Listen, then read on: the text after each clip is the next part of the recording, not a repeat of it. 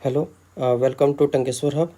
पिछले क्लास में हम चार्ज का कुछ इंट्रोडक्शन पढ़े थे। आज हम उसका और भी प्रॉपर्टीज़ के बारे में पढ़ेंगे। जैसे कि पोलरिटी क्या होता है, चार्ज का और भी क्या क्या कैरेक्टरिस्टिक्स होते हैं, क्वांटाइजेशन किसको बोलते हैं, ये सब के बारे में डिटेल बात करेंगे। तो चलिए चलते हैं अपने टॉपिक की ओर। ठीक है, कोई प्रॉब्लम नहीं होना चाहिए। कोई भी डाउट होगा तो आप बिल्कुल पूछिए, बेझिझक पूछिए। ठीक है, तो बढ़ते हैं अपने टॉपिक की ओर। पहला टॉपिक जो आज हमारा है वो है पोलरिटी। पोलरिटी किसको बोलते हैं? देखिए, पोलरिटी कुछ भी नहीं होता है। पोलरिटी बस उसको आइडेंटिफाई करता है, उसको रिप्रेजेंट करता है कि कौन सा चार्ज है, पॉजिटिव है या नेगेटिव है। मतलब सीधा सीधी बोल सकते हैं, it differentiate the two kind of charges, कि ये पॉजिटिव है और ये नेगेटिव है। बस ये डिफ्रेंशिएट करता है दो टाइप ऑफ चार्जेस को। जैसे कि मान लीजिए सपोज कि ये पेंसिल है, ठीक है, ये आप पेंसिल मेरे हाथ में देख रहे हैं। ये पेंसिल में अगर हम पॉजिटिव चार्ज रख देते हैं, अगर मान लीजिए इसके सरफेस में पॉजिटिव चार्ज हम छींट दिए, ठीक है, मान लीजिए पॉजिटिव चार्ज सरफेस में है। अब आपसे पूछा जाए कि ये किस पोलरिटी को शो कर रहा है, तो आप सीधा सीधी बोलिएगा ये पॉजिटिव पोलरिटी को शो कर रहा है। ठीक है, अगर इसमें नेगेटिव चार्ज रहता तो आप बोलते हैं नेगेटिव पोलरिटी को शो कर रहा है। तो पोलरिटी कुछ भी नहीं है, बस पॉजिटिव और नेगेटिव चार्ज को डिफ्रेंशिएट करता है एक दूसरे से, कि ये पॉजिटिव चार्ज या नेगेटिव चार्ज है। मैंने पहले ही आपको बोला है, ये पॉजिटिव नेगेटिव जो है ये सिर्फ रिप्रेजेंट करने के लिए दिया हुआ टू काइंड ऑफ चार्जेस को। ऐसा नहीं है कि आंख से देखेंगे तो ये पॉजिटिव दिखेगा और ये नेगेटिव ऐसा दिखेगा। ऐसा कुछ भी लॉजिक नहीं है, कुछ भी सेंस नहीं है। ठीक है, बस ये डिफ्रेंशिएट करता है टू काइंड ऑफ चार्जेस को। तो आप पोलरिटी को डिफाइन कर सकते हैं। Polarity is nothing but it differentiates the two kind of charges, that is either positive और नेगेटिव। ठीक है, हमको लगता है इसमें कोई प्रॉब्लम नहीं होना चाहिए। ये पोलरिटी ऐसा कुछ भी कोई स्पेशल टॉपिक नहीं है। ठीक है, चलिए आगे बढ़ते हैं। प्रॉपर्टीज़ ऑफ चार्ज, आगे जो हमारा टॉपिक है वो है प्रॉपर्टीज़ ऑफ चार्ज। बहुत सारे प्रॉपर्टीज़ को डील करेंगे एक बाय एक करते हैं। पहला प्रॉपर्टीज़ है एडिटिव। एडिटिव या फिर एडिशन आप बोल सकते हैं, सिंपली एडिशन सब्ट्रैक्शन सब इसमें आ जाएगा। देखिए, मान लीजिए सपोज कीजिए कोई एक बॉडी है, ठीक है, इसमें -2 कूलम चार्ज है, +4 कूलम चार्ज है, +3 कूलम चार्ज है, -7 कूलम चार्ज है। ठीक है, इतना चार्ज लिखे हुए हैं। अब इसमें कोई पूछे कि आपको इसमें बताना है कि इस बॉडी में टोटल चार्ज कितना है, तो आप सिंपली कैलकुलेट कर दीजिएगा। स्केलर कैलकुलेशन जो आप कैलकुलेशन नॉर्मल करते हैं, 2 + 4 = 6, इस टाइप का कैलकुलेशन आप सिंपल कर दीजिएगा। इसके लिए कोई वेक्टर एडिशन का ज़रूरत नहीं है। जैसे वेक्टर एडिशन में देखते होंगे कंपोनेंट वगैरह का इस्तेमाल करते हैं, बट यहाँ वेक्टर एडिशन नहीं, चार्ज इज स्केलर क्वांटिटी, आपको स्केलर एडिशन करना है। जैसा सिंपली एडिशन आप मैथमेटिक्स में करते हो, 2 + 4 = 6। तो चलिए हम यहाँ इसका सॉल्यूशन बना के देखते हैं। -2 coulomb +3 coulomb +4 coulomb +-7 coulomb. -2 plus यहाँ 7 हो जाएगा, 4 3 7, फिर -7 माइनस प्लस उड़ गया, -2 कूलम आंसर आ गया आपका। इस तरह सिंपली एडिशन होता है। तो ये था पहला प्रॉपर्टीज चार्ज का, एडिशन सिंपली होगा, जो आप नॉर्मली मैथमेटिक्स और फिजिक्स कहीं भी करते हैं। ठीक है, आई थिंक ये समझ में आ गया होगा। दूसरा प्रॉपर्टी में जाते हैं। दूसरा प्रॉपर्टी जो चार्ज का है वो है charge is a scalar quantity. ये मैंने आपको पहले ही बोल दिया है। दूसरा प्रॉपर्टी है charge is a scalar quantity. और एक और चीज़, it is a derived physical quantity. Derived physical quantity, ये दो चीज़ याद रखिएगा। स्केलर क्वांटिटी है, और स्केलर में कौन सा, फंडामेंटल और डिराइव दो होता है ना, जिसमें से ये डिराइव क्वांटिटी है। तो दूसरा प्रॉपर्टी भी आई थिंक समझ में आ गया होगा। ठीक है, तीसरा प्रॉपर्टी जो है वो है ट्रांसफ़र या ट्रांसफरेबल। ट्रांसफरेबल, देखिए चार्ज ट्रांसफरेबल होता है। ट्रांसफरेबल जो वर्ड आया वो है आया है ट्रांसफ़र से। ट्रांसफ़र का मतलब एक बॉडी से दूसरे बॉडी में, या फिर बोल सकते एक जगह से दूसरी जगह ट्रांसफ़र हो जाना, चला जाना, भेज देना, या कुछ इस तरह का मीनिंग होता है। ठीक है, ट्रांसफ़र का मतलब होता है एक बॉडी से दूसरे बॉडी, यहाँ जो सेंस है वो हम बता रहे हैं, एक बॉडी से दूसरे बॉडी में जाना। अब ट्रांसफरेबल कैसे है, चलिए हम डायग्राम के हेल्प से समझते हैं। ठीक है, मान लेते हैं यहाँ दो बॉडी हम बना दिए, जिस बॉडी का नाम ए है और बॉडी का नाम बी है। ठीक है, अब मान लीजिए यहाँ पर सपोज कीजिए इस पर हम नेगेटिव चार्ज जनरेट करवा दिया, छेड़ दिया, जो भी मीनिंग समझिए आप। नेगेटिव चार्ज बॉडी है में, ठीक है। बॉडी बी में कोई भी चार्ज नहीं है, बॉडी बी में कोई भी चार्ज नहीं है, न्यूट्रल है वो क्या है, न्यूट्रल है। ठीक है, चार्ज नहीं है। अब मान लीजिए दोनों बॉडी को हम आपस में सटा देते हैं, बॉडी ए और बी में आपस में सटा देते हैं। तो जैसे बॉडी आपस में सटेगा, चार्ज ट्रांसफ़र होगा एक जगह से दूसरी जगह। ठीक है, अब चार्ज किधर से किधर होगा वो हम आपको बता देते हैं। चार्ज निगेटिव जिधर है नेगेटिव जिधर ज़्यादा है, नेगेटिव जिधर ज़्यादा है वहाँ से ट्रांसफ़र होगा कहाँ, जहाँ पर नेगेटिव कम है। मतलब अगर इस डायग्राम में ध्यान दें तो चार्ज किधर से किधर जाएगा, बॉडी ए से बी में जाएगा, बॉडी ए से बी में जाएगा, क्योंकि ए में चार्ज नेगेटिव वाला ज़्यादा है, बी में नेगेटिव वाला तो दिख ही नहीं रहा है एक भी हमको, इसका मतलब नहीं है, इसका मतलब बोल सकते कम है। कोई दिक्कत है? कोई दिक्कत नहीं होना चाहिए। तो चार्ज ट्रांसफ़र होगा ए से बी में, ठीक है। मान लेते हैं यहाँ पर सपोज कीजिए -8 कूलम चार्ज था शुरू में, और यहाँ तो 0 कूलम चार्ज है, यहाँ तो न्यूट्रल है बॉडी बी में। तो जब आपस में सटाएंगे, सटा के फिर वापस इसको अलग अलग जब कर देंगे, बॉडी ए और बी को वापस जब अलग अलग कर देंगे तो इसमें चार्ज आ जाएगा -4 कूलम, इसमें चार्ज आ जाएगा -4 कूलम, बराबर बढ़ जाएगा, ठीक है। जब इक्वल चार्ज हो जाता है उसके बाद ट्रांसफ़र सीज हो जाता है, रुक जाता है ट्रांसफ़र, ठीक है। और ये जो चार्ज ट्रांसफ़र होता है वो इंस्टेंटली होता है, मतलब बहुत कम टाइम में हो जाता है, तुरंत इंस्टेंटली तुरंत हो जाता है, ठीक है। यहाँ तक कोई प्रॉब्लम नहीं होना चाहिए, अगर होगा तो आप कमेंट में ज़रूर पूछिएगा। यहाँ तक कोई दिक्कत? ठीक है। एक चीज़ और, हम आपको पहले ही बता चुके हैं कि सिर्फ और सिर्फ नेगेटिव चार्ज ही ट्रांसफ़र हो सकता है, पॉजिटिव चार्ज कभी नहीं होगा। क्यों नहीं होगा? वो एटम वाला डायग्राम याद कीजिए जो हम लेक्चर नंबर 1 में बताए हैं। अगर आप भूल रहे हैं तो आप इसको स्किप कीजिए, लेक्चर नंबर 1 को पहले देखिए, फिर लेक्चर 2 को ये वाला देखिए, तब समझ में आ जाएगा, ठीक है। सिर्फ इलेक्ट्रॉन ही ट्रांसफ़र होगा, कोई दिक्कत नहीं होना चाहिए। दूसरा कॉन्सेप्ट, एक और थोड़ा सा एक और कॉन्सेप्ट जान लीजिए, ठीक है।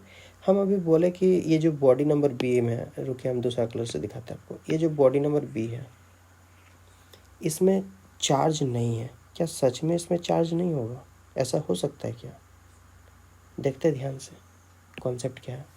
देखिए, अगर कोई बोलता है ना कि ये एक बॉडी है, इसमें कोई चार्ज नहीं है, 0 कूलम चार्ज है, नेट चार्ज कितना है? 0 कूलम है।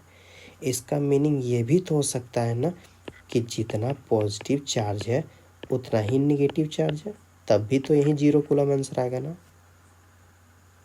रहा है समझ में? जितना पॉजिटिव उतना ही अगर नेगेटिव चार्ज हो तो भी तो 0 कूलम ओवरऑल चार्ज होगा ना, net charge, final charge, resultant भी बोल सकते हैं 0 ही होगा ना। इसका मतलब कोई भी बॉडी हो, बना तो एटम का ही हुआ ना, और एटम में प्रोटॉन होता ही है, इलेक्ट्रॉन होता ही है, इसका मतलब कोई भी बॉडी हो ना उसमें चार्ज होता है।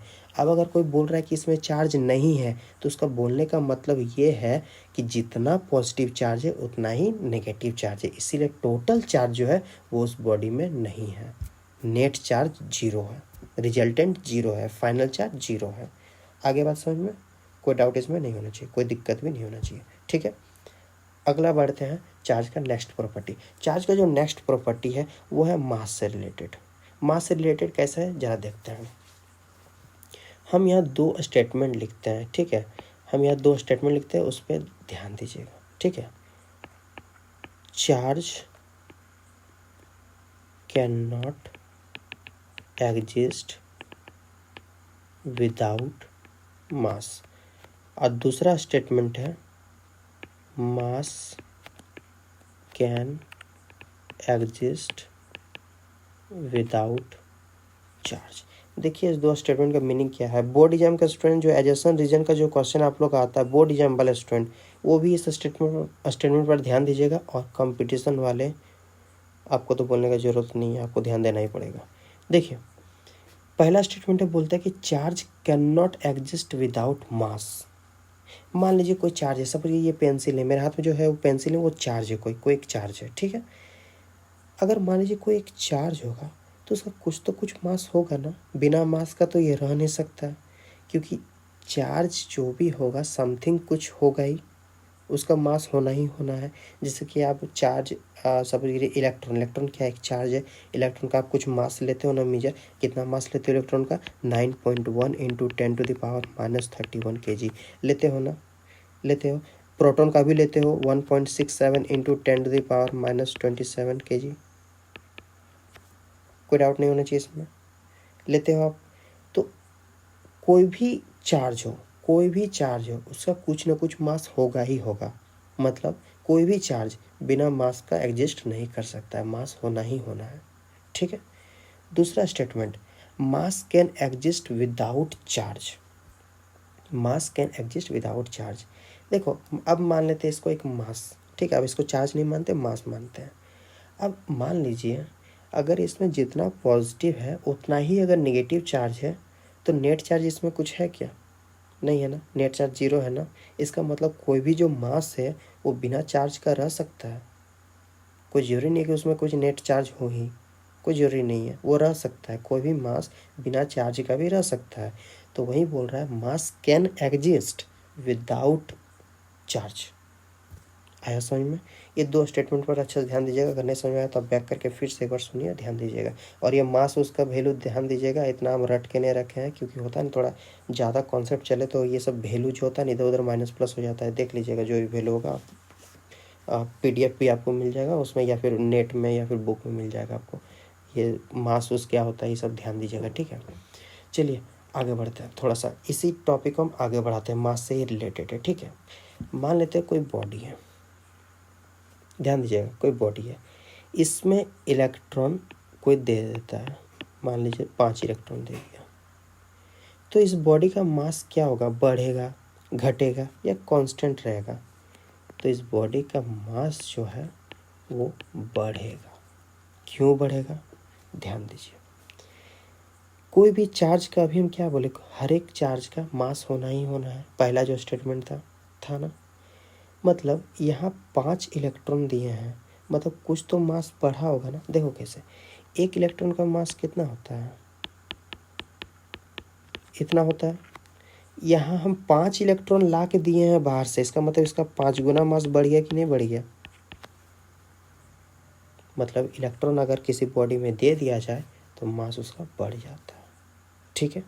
जैसे इसका अपोजिट सेंस में आते हैं, अगर इलेक्ट्रॉन बाहर निकाल दिया जाए, इलेक्ट्रॉन बाहर निकाल दिया जाए तो मास क्या होगा?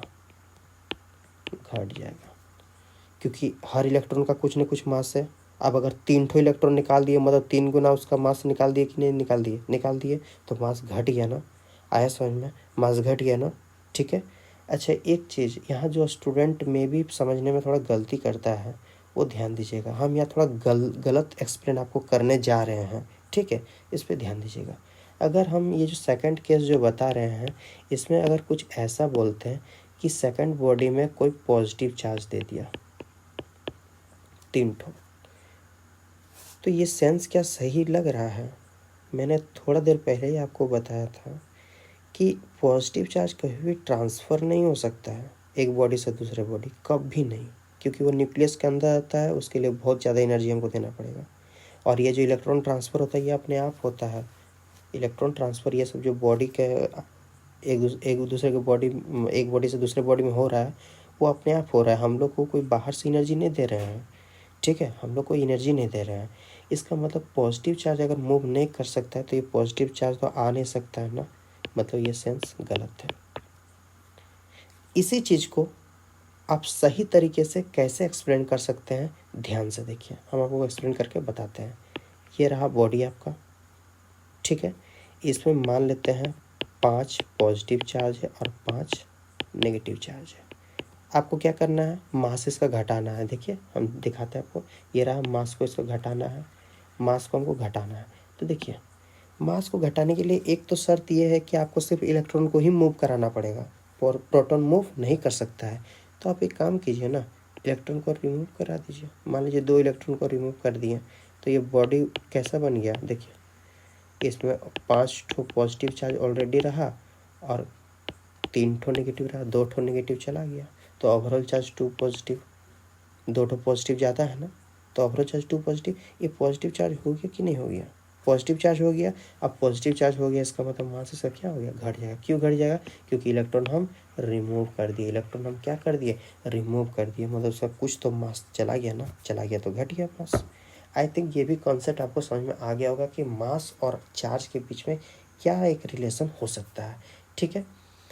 आगे भी दूसरे वीडियो में, तीसरा लेक्चर में हम आएंगे क्वांटाइजेशन वगैरह में। ये वीडियो कुछ लंबा हो जाएगा, इसीलिए यहीं पर पॉज करते हैं। कोई भी डाउट होगा तो आप कमेंट कीजिएगा। Thank you and always keep smiling.